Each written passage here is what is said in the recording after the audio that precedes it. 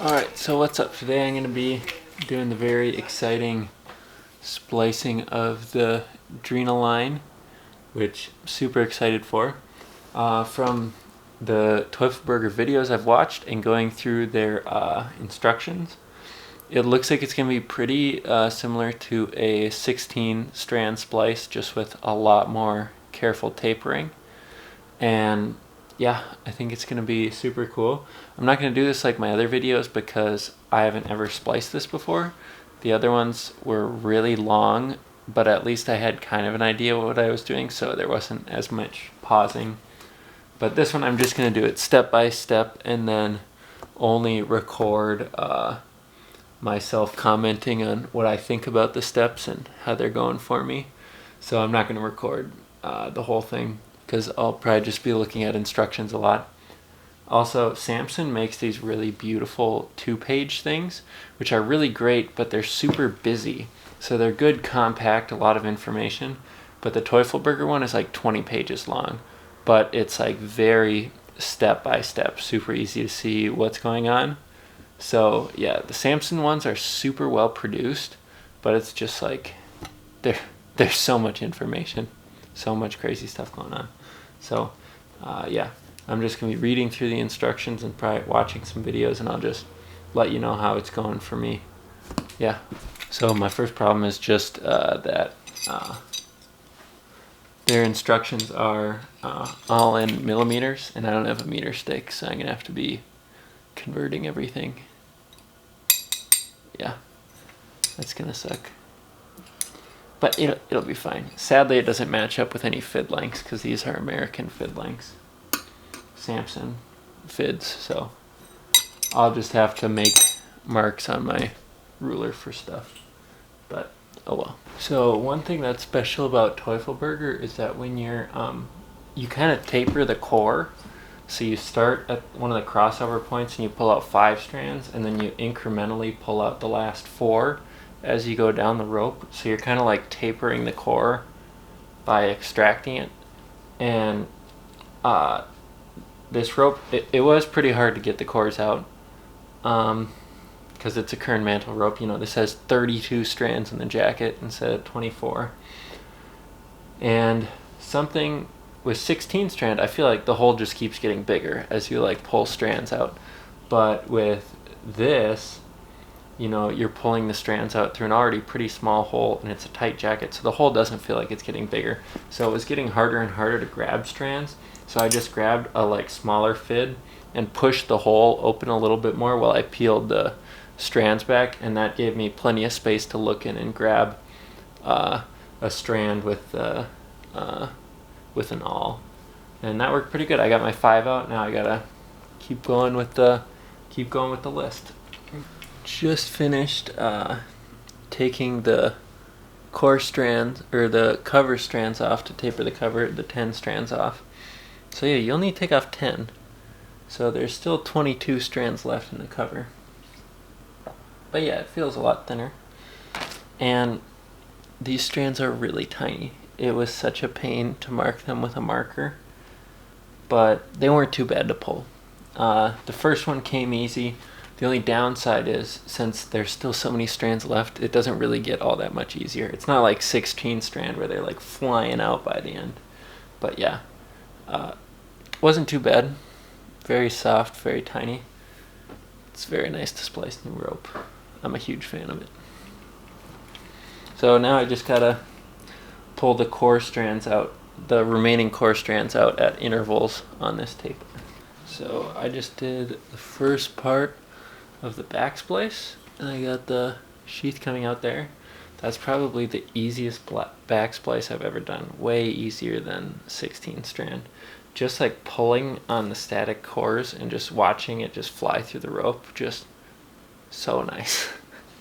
I wish everything else worked like that. So great. Now just gotta clean all this up and close that eye. I'm just doing the tapers right now. But yeah, pulling the eye closed was very easy. Almost like a little bit concerningly easy, because I mean, it's a new rope. It's so nice and smooth. It actually just went like so well. Now, yep, I'm just doing the taper. It's kind of funny. They tell you to leave one of the core strands just uncut when you milk everything back, and then to just pull it out a little bit and cut it and sweep it in. But yeah, this is super sweet. This was a little tedious tapering everything in the beginning, but went really quick and was actually pretty easy. So I'm hoping this is possible to do with other Kernmantle ropes. It sure looks like it. I'll have to do some research, but yeah, time to just close it up and get to the finished product, and then, you know, whip it. But yeah, this is super sweet. So that is it. Just need some whipping and lock stitching, but that is the finished product right there. That is so sweet. That's the eye. Very cool. Very cool. Everything milk backed really well. It feels like a really good continuous splice. I think they have some pretty fantastic instructions. But oh, this is so cool. I'm so excited about this.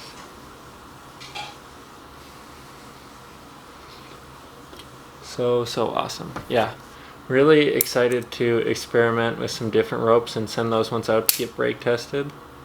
But yeah, I'll let me know in the comments what rope you think you should try first. I think probably the first one I'll try is some Samson Mercury, because I think I have some lying around, and that would be something good to use. Well, because it's free, I'm not going to use it anymore. But yeah, that'd be sweet to see if I can splice some Mercury, and then I'll buy some HTP to splice to check that out. But yeah, I'll have to disassemble the ropes a little bit to see how they differ from this rope and what I'm going to need to change to use those. But yeah, this is so cool. I'm so excited to use this rope at work. This is going to be great. Love me my show ropes. Now I got another 50-foot rope to replace my HTP one. Got some pretty, not super large cedars, but they're sure big for Minnesota. They're really cool. Found I'm gonna give them a little climb, check them out. Some fun cedars to climb here. I think I'll go with this one. Probably like 16-inch diameter breast height. A little under, probably like 15. This thing's sweet. Look at her. Very cool. Got a light frocking of snow. Oh man. Did not plan on this tree being so impressively slippery. My goodness. It was hard to free climb up here. Oh. Alright. Time to get the big play out. Whew. That was kind of stressful for how little of a tree this is. Almost to the top, and I'm thinking this thing was much taller than I estimated. The tip of this tree might be like 50 feet. Because this is probably... there's probably only like 15-ish feet left to the top. And I bet I'm like... No, it's probably closer to like 45. We'll drop my rope, we'll see how long it is. Beauty. I'll probably only go up like 8 more feet. But oh, this thing is beautiful. I don't know if I'd recommend climbing a wet cedar though. My goodness, this thing is slippery. I'm climbing so slow. Holy cow. Oh man, I work all the time off of... Actually, this is the only time I've had a sewn lanyard and a spliced lanyard. I've always worked off of tied lanyards. It is so much easier.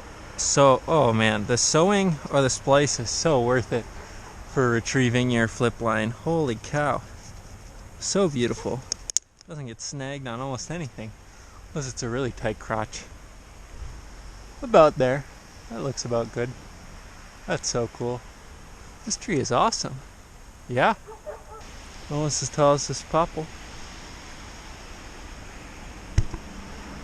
About as tall as this popple. So yeah, at least 40 feet. Coolio. Yeah, I'm just tending slack constantly because of how slippery this thing is. I do not want to take a big fall in this tree. It would be very painful And the dead branches are not very strong. This is no spruce tree. I thought cedar was supposed to be good wood, but maybe what makes it so good is its compartmentalization and protection of young wood, or the heartwood, whatever. Petzl just working just fine while wet. This is as high as I'll go. Look at that though. Can you see it? Oh, just put a bunch of snow up there. Yeah, look at that. Cool view. Alright, well, time to set up for rappel. Hopefully won't have the same problems I did last time. Last time I was not able to retrieve it with my retrieval line. I guess we'll give it a go one more time. But I hope it works. That was kind of sucked to climb all the way back up here.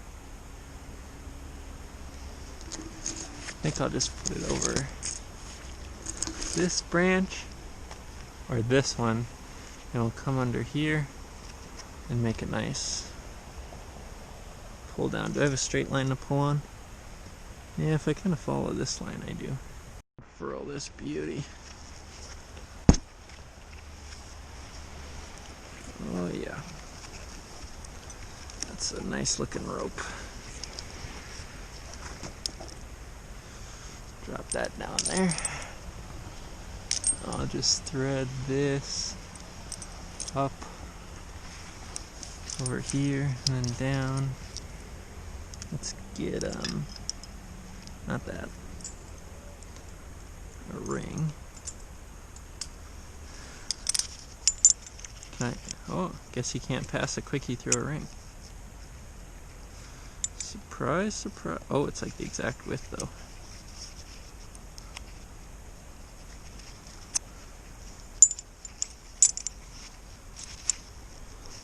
Oh, nope.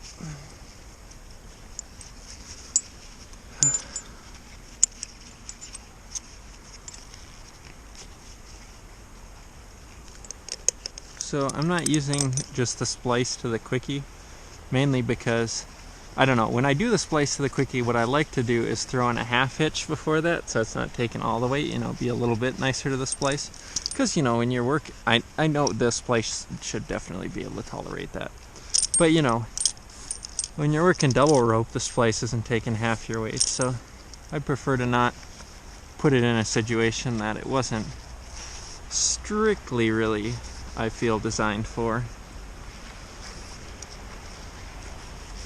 Then we'll put the quickie back on, because I like to put my retrieval line on that. So we'll try the retrieval again. It'll also give us a nice estimate of how tall this tree is.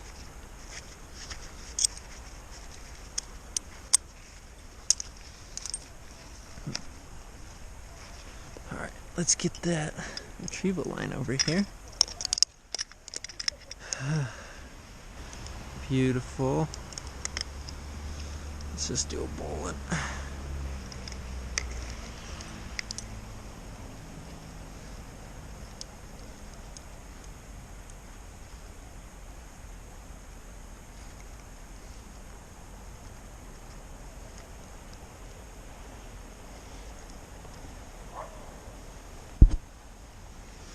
Nice, so that's our retrieval end.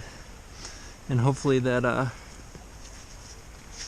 will be able to work for us. Last time it broke because I had this system set up where there was just too much tension or too much friction, so the throw line just broke, which is sad. But now, hopefully this will work. Hopefully that ring is enough to get rid of enough tension that it's easy to pull down. But we shall see.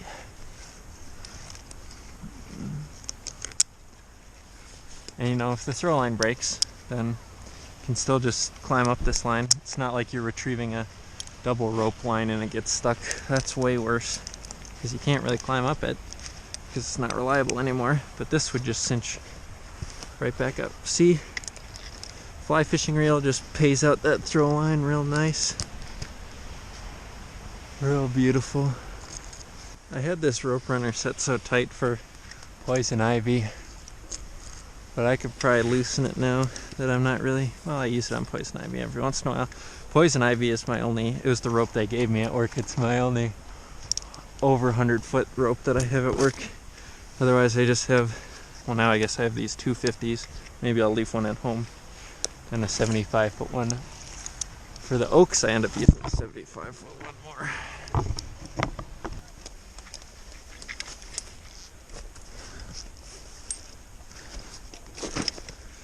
Oh yeah.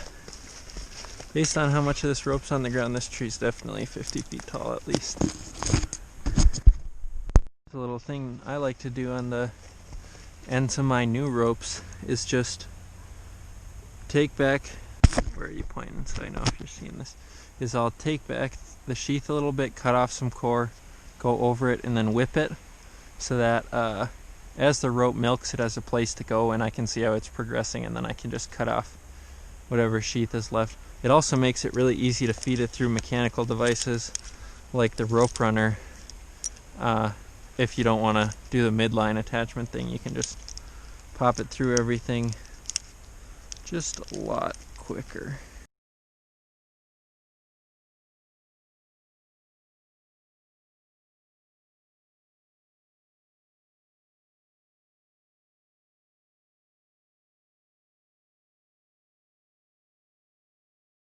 Thanks so much for watching, guys. There's just one last tip that I wanted to share that I didn't really point out that I was doing, but when I was taking the cores out initially at point C, in the videos, the Teufelberger rep uses a Selma fid to pry out the cores, and I don't have a Selma fid, so what I did is I used a 1/4 inch fid and used the back end to open it up and pry out the cores, and that worked really well. And it was a super nice tip. Maybe I'll have to get a Selma fid to see if that works any better, because it worked really well for him in the video, and this worked all right for me. I would do like half of it with this and then use the awl to get the rest of it out. And when I did I just recorded a couple quick videos on me splicing Samson Mercury, and this worked way better than the awl for that. This made it really easy to pull out the cores. But yeah, thanks so much for watching. Let me know what rope you want to see me try to splice next. Even if you got some laying around, maybe send it to me. But yeah, thanks so much for watching, and I will see you in the next video.